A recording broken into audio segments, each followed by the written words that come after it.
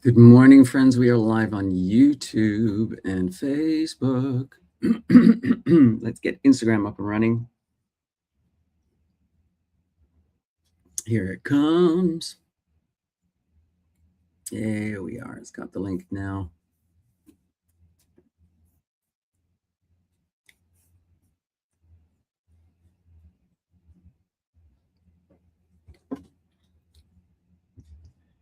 Have you ever walked into something you used to do all the time and suddenly felt rusty? That's exactly what happened to me yesterday walking into an audition room. Good morning. This is the Daily, the morning report from the Working Actor NYC. This is your spot for real life stories.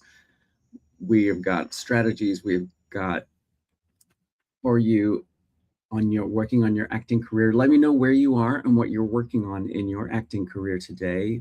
It is Tuesday, July 28th. The year is just marching away.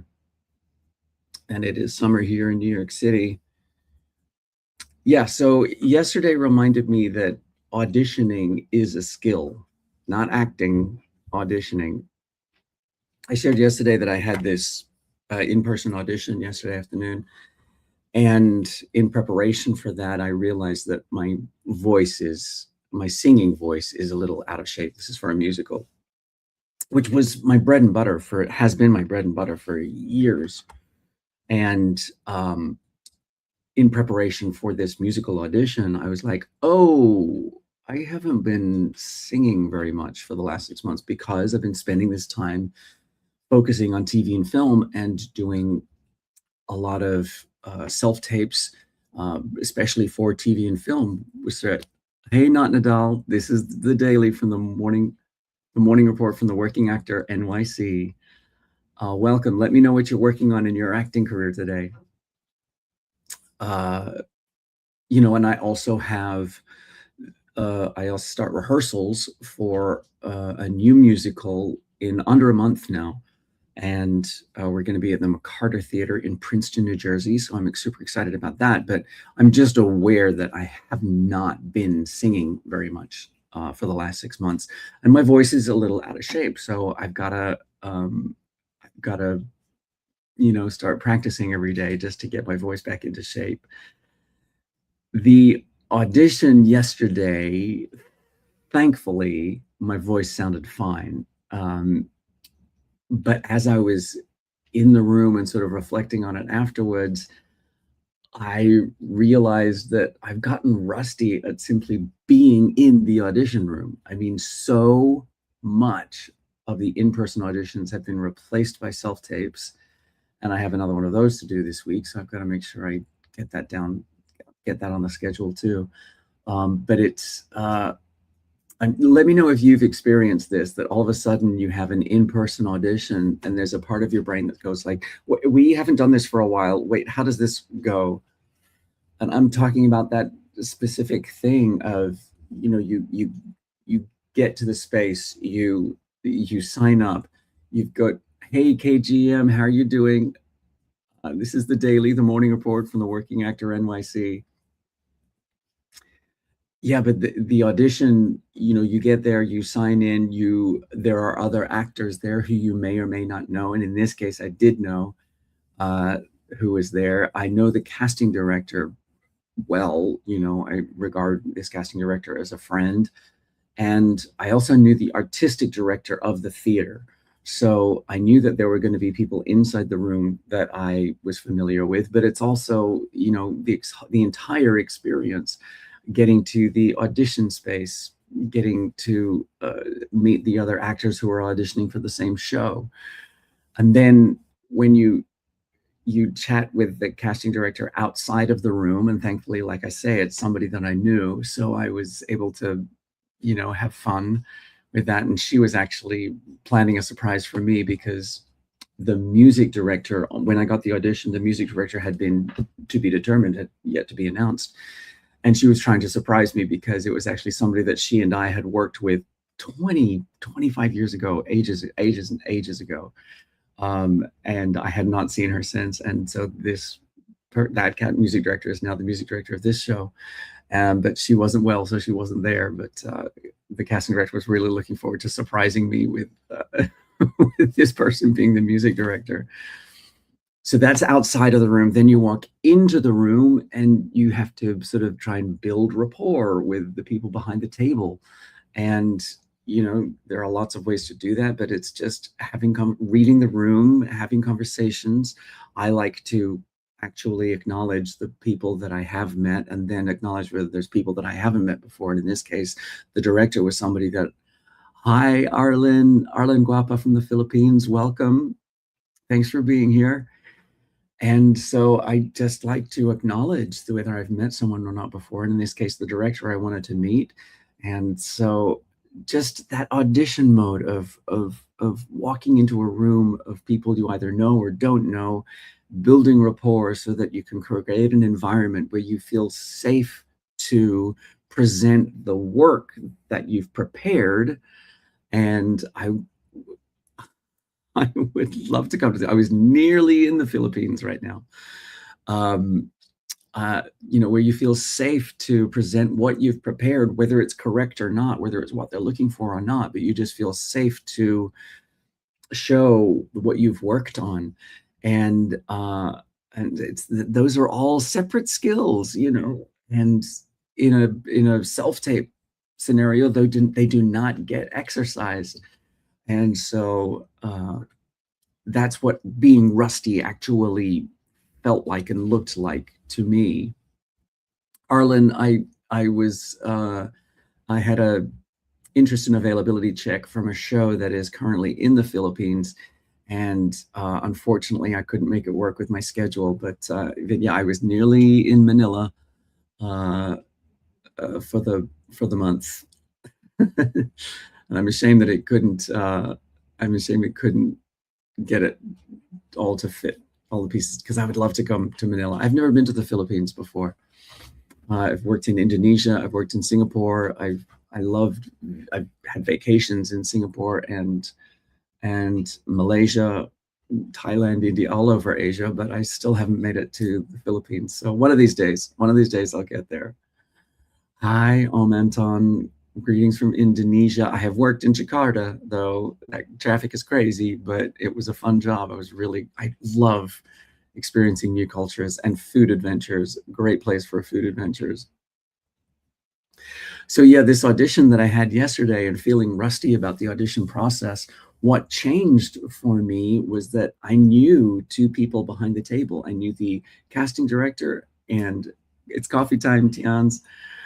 I knew the casting director very well, and I have worked with the artistic director before of this theater at a different theater, and it was just a really nice chance to be able to relax and have a laugh and tell a quick story and feel human. And I think all of that helps to build an environment of rapport, particularly when the director is somebody that I haven't worked with before. So it's somebody that I needed to build a relationship with, or I'm looking to build a relationship with. And I mean,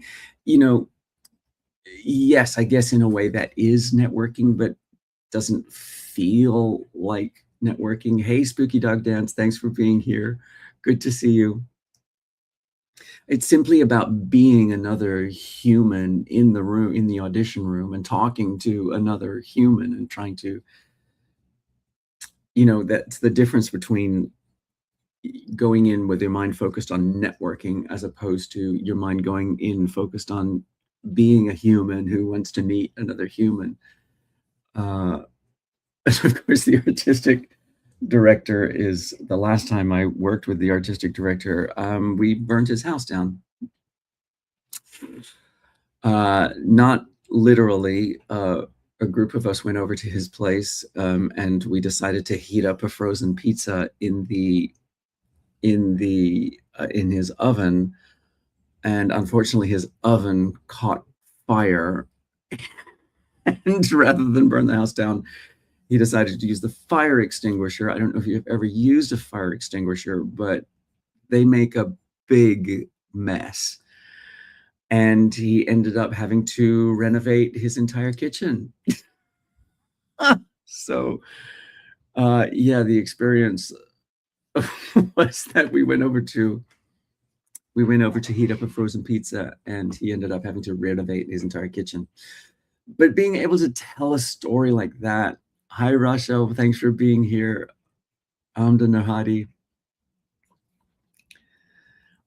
Ziggy Nicholson says, I'm typically an outgoing person, but for some reason, intentional networking is hard for me. I have talked about this a lot, Ziggy. I am right there with you. I believe there's a new term for it. There are introverts and extroverts and ambiverts. I believe that's where I fit, because I can be extroverted in certain situations, and then in other situations, I can sort of retreat and want to be and not be that person. And intentional networking, I think, I think that's where I realized that it was like using that sort of a terminology was kind of a trap for me. And I had to focus very much more on, rather than being intentionally networking with somebody, I just had to practice the skills of really listening and making it about the other person, so that I was, and being genuinely curious in that regard. So if you're going to one of those casting director workshops, for me, it was very much about finding out specifically what it is that they enjoy, what it is about, whether it's about an actor's performance, whether it's about an audition, whether it's about a project. So it sort of takes the focus off intentional networking, as you put it, and putting the focus onto where are the things where I feel comfortable with this person? Where's the common ground for us? And what is it about this person that interests me? And it puts the focus off of me and puts the focus onto them. And I enjoy that way more. I find it way easier to build a relationship, to build a conversation that way. I had the emergency force suppression in a commercial kitchen golf. That sounds terrifying, Protopoly. Absolutely terrifying. Ziggy, yeah, I think fit right there in the middle too. It's interesting the way it comes and goes. But yeah, I believe ambivert is now the terminology for that, and that's what feels correct to me. Every day somebody shows up and asks me about whether it's Messi or Ronaldo. It's so making it about the other person. That's right. And it is that genuine curiosity. And I'm not faking that, because if I'm genuinely curious about the other person, it takes the attention off of me, and I'm so much more comfortable. And it's not that I'm uncomfortable being in the spotlight, but it's something about that networking situation where you're trying to thread the needle, or find the balance, is probably a better term, of let me be interesting and interested, but not be the sole focus of attention. And it does feel like threading the needle. And so I find that's the sweet spot for me, is being genuinely curious. MM3 is trying to get me to say something. I do not know the meaning of that word. Yeah, so this is what I was kind of, talking about, exactly what I was talking about with this audition experience yesterday. Relationships aren't built by trying to impress people. You're just trying to build a conversation in the moment, and in a way that, shows that you're both humans in the situation. So that's sort of what I felt like yesterday. And the other thing I sort of learned, hey friends, this is the morning report from the Working Actor NYC. Just checking in on my other channels. Good morning. Lean is here. Devion hi, Willy Billy hi. Thanks for being here. I appreciate your support. But yeah, the other thing about in-person auditions is that, there's the moments outside of the room where you're in the waiting room or the hallway or whatever it is, and you're seeing the other actors who you may or may not know. And thankfully, yesterday, there were two familiar faces. There are two colleagues who I really enjoy. J.D. Webster and Anthony Wayne were both there. So it was a nice chance to sort of just chat. I I can't chat too much before an audition because I do have to concentrate a little bit, and chatting afterwards. That is the community that we're all a part of, right? Oh, Bill, thank you for that. I appreciate it. And that, no, acknowledging being part of that community reduces the fear of whether insecurity creeps up as part of the audition process. Speaking of insecurity, Ether, what's your biggest insecurity? I think what I have struggled with and what I am getting better at is how I look. As an actor, I'm trying to put myself out there in the world. I'm trying to be visible. And there's a certain amount of comparison that goes with that. And I could see that guys who are much better looking than me were getting further faster. And so I think my insecurity has always been around my looks. And it's taken me, and it's something that I guess still pops up every now and again. But I have realized that there is a place for me in the industry. And it's true for everyone, every one of you watching, there is a place for you in this industry. The industry is big enough for all of us. And so whether I have insecurity about my looks or not, it's there is work there to be had. There are jobs there to be had. And so, yeah, I think, does that resonate with people? And then it's funny that, the next person says, "Hey, Justin, thanks for being back." Uh, funeral services trying to sell something. I did not hear that song. You'll have to sing it for me and send me a recording of the song of you singing it. So this whole audition, hi, Anastabo477, thanks for being here. The wonderful thing about, walking into an in-person audition and feeling rusty is that those skills come back faster than you built them in the first place. You know what I mean? Yesterday was proof of that. And I just sort of have to lock that into my evidence file that, within a few minutes of being there, I was chatting with people. We were laughing, we were telling stories, we were connecting. And yes, I was auditioning. Ziggy recognizes this. Yes, I struggle with the look things and hype. 6'3" woman. I'm scared people wouldn't book me. It's interesting. There is room for all of us. I have a female friend who is also tall, and in one environment that can be a really fun, useful way to be specific.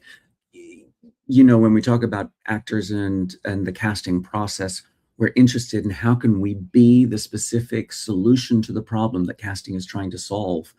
And one acquaintance that I have found that being tall was really useful in the musical theater world, because there was often room for some sort of comedic interest in there being a variety in heights. So that made her feel like there was room for her in the casting process. Another friend of mine was more focused on TV and film, and being a tall female, she felt she would still occasionally book, but she had one scene where it was before he became super famous, Rami Malek. She was doing a scene with Rami Malek. She was the nurse in the operating room and he was the doctor. And so they were shooting this scene, and she's a tall lady and he is not a tall man. I don't know if you know this, but I think he's 5'7" or 5'8". Hi, Faiza. Thanks for being here. Absolutely, Anna Gigi. I am down with that. I support that sentiment. Trans lives do matter. And every time they would hit action on the scene, Rami Malek would stand on tiptoes so that he didn't look so short next to my friend who is tall. So there is room for people of all heights. But I get it, how you feel as though your height is a question for you about whether or not that's going to help you be the solution to the casting problem. That's also, it's always what I'm focused on with helping my coaching clients, is helping them to focus on being the solution to the casting problem. So let me know what you guys think. What skills have you realized have gotten rusty? Or let me know if you've had in-person auditions, how that felt when we've all gotten so used to the self-tape process. Do you like it? So here's a question for you. For in-person auditions, do you like it when there's somebody in the room that you know, or does that make you feel self-conscious when you have someone in the room that you know? Is there another part of auditioning that you feel like is actually a skill that needs practicing? Let me know what you think. What book or movie changed the way you think? That's an easy answer. There's a book. Oh, it's in the shelves behind me somewhere. You see all those shelves over there? We got a lot of shelves. A lot of books. But the book that I come back to time and time again is The Artist's Way by Julia Cameron. And it's a workbook for creativity. And Julia Cameron taught creativity and is an author, and so does a lot of writing. And so specifically, that her exercises started as about being a writer, but they are applicable to actors, to musicians, to dancers. It's all about exercising your creativity, and I love that. I go back to that a lot. Ziggy says, I think an in-person audition would give me anxiety in general, but I'd fight through it. There are ways to manage, anxiety. There are tips and tricks that I pass along to my coaching clients. In particular, I'm working with a young woman at the moment who is here to audition for 2.5 months, but they are from another country. And so she's not used to the in-person audition experience in New York City. And so I have shared with her tips and tricks that have helped me deal with anxiety in the room. One of them is just grounding. For example, like if there's a piano, if it's a musical audition, there's going to be a piano. Just touching the piano can be a way to just say, that's an object that's right there. And it's not something you take a lot of time with, but there are tips and tricks just to ground yourself in the room so that your mind isn't going, oh my God, I need to impress these people. And am I going to remember all of my material? And what's going to happen now? Like another thing that I've done is just walk into the room and go, how many windows are in the room? 1, 2, 3, 4, 5. Great. There are 5 windows in this room. Or what color is this floor? If it's a wood floor, is it a bleached blonde wood? Is it a dark wood? Is it an orange wood? Just those little things that can help you go, I am in this room right now. My feet are on the ground. Those are some ways that I have used to deal with anxiety in the room. Great. Good job. I can't even say that. Okay. I have not seen the Odyssey. I am very excited to get to the movie theater this week. I want to go and see Hadestown in the movie theater. This is out at the moment. There's a live capture of Hadestown, and I think that's going to be first on my list when I get into the movie theater. But Odyssey is also on the list. In fact, I wrote a list yesterday. Literally on my whiteboard up there. That is a list of movies that I wrote yesterday, and Odyssey is on the list. I still haven't seen, there are a couple of these that I'm going to be able to watch on streaming. Project Hail Mary, Mandalorian and Grogu, Disclosure Day, Hadestown, and The Odyssey. So yeah, I've got a little movie list going, so I haven't seen it yet. Joy is here to spread wisdom. Get it. Joy, what is one experience you wish you could have at least once in your life? On my bucket list, Medjadedba, One experience that I'm looking forward to is seeing the Northern Lights. I really want to go to Scandinavia, to Finland or somewhere, and see the Northern Lights. Joy has decided that today I should treat myself to an ice cream. Did I treat myself to an ice cream yesterday? I love those. It's coffee ice cream that's wrapped in chocolate and has almonds on the outside. Oh, they're so good. Right? What's on your list, Mejadedba? But yeah, seeing the Northern Lights, that's on my bucket list. What's on yours? Let me know. I wonder if Ziggy is still here. Ziggy, let me know if you're, let me know. Oh, Ziggy's still here. Cool. So Ziggy, are you doing self-tapes? Is that what you're mainly doing in your acting career?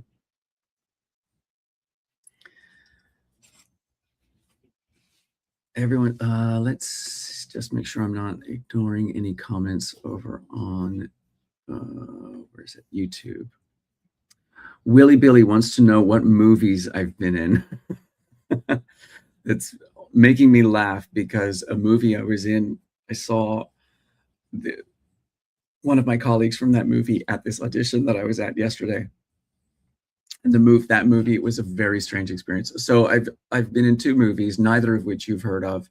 One was called Miles, and it starred Paul Reiser and Molly Shannon, and it was didn't do very well, and I'm only in one scene, but I did that. And the other movie that I did with this colleague that I saw at the audition yesterday was called Easter Mysteries, and it's a rather strange musical about the Passion of Christ. And I played Thomas, one of the disciples, and doubting Thomas.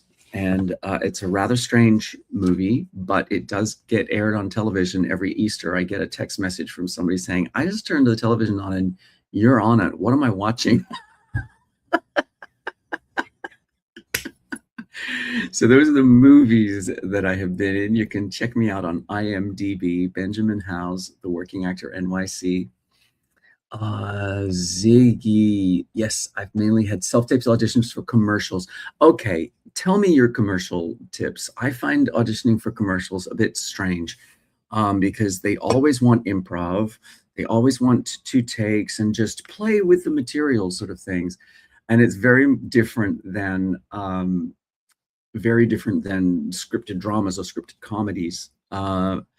So I have a commercial agent, but that commercial realm also covers industrials. So I tend to book industrials where I play the doctor or the businessman. I book those through my commercial agent, but the work that I book for commercials tends to be mostly, so I'm Australian. I'm originally from Australia, and my family is all originally from England. So I have very good facility with British accents and Australian accents, and those are the accents that I tend to get called in for commercials a lot. Medjed, African jungles. Oh, I love it. I've been to Africa. I haven't been to African jungles. I have been to jungles in Malaysia. I have been to jungles in Australia, where I'm from. So I've been to jungles in other places, but not in Africa. I agree that would be kind of took a break because I'm pregnant. I'm definitely ready to get back into it. I love that. Yeah. Although I will say there are plenty of well, I mean, you need to take care of yourself and make sure that you're taking care of your baby. But there's definitely room for pregnant people in commercials as well. What is the memory that makes you smile every time you remember it? I'm thinking about my dog. Are there any job vacancies in your area? Don't know. Commercial auditions seem much harder than TV and film. I'm still trying to figure it out myself. Okay, I'm glad I'm not the only one who is on a journey with that. It just seems like it's a specific set. And what I also notice about commercials is that the people who are fantastic at them book them all the time. Like you see the same people in commercials over and over. So I feel as though there are skills there, or maybe it's just an essence, a kind of a person. And I'm sort of totally fascinated by that. Uh, Let me know if you've noticed that as well. Um, all right, friends, what is on my agenda today?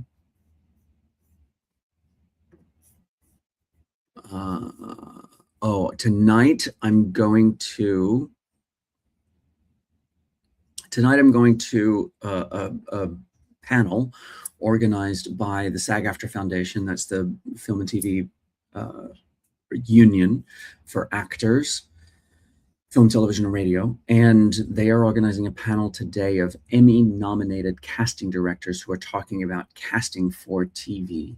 So I am going to go to that panel tonight. I will report back right here tomorrow morning at 8 a.m. So come on back for that. I will let you know what these different casting directors are going to be talking about. In fact, let me look up quickly.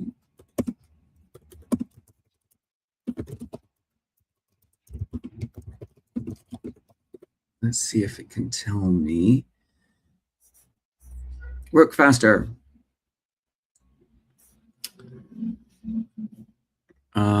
Oh, it's not giving me the specific one. Program calendar, the business casting for TV, an evening with 2026.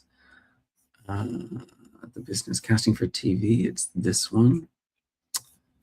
Let's see. Oh, the casting directors. These are 3 amazing casting directors. This is going to be exciting.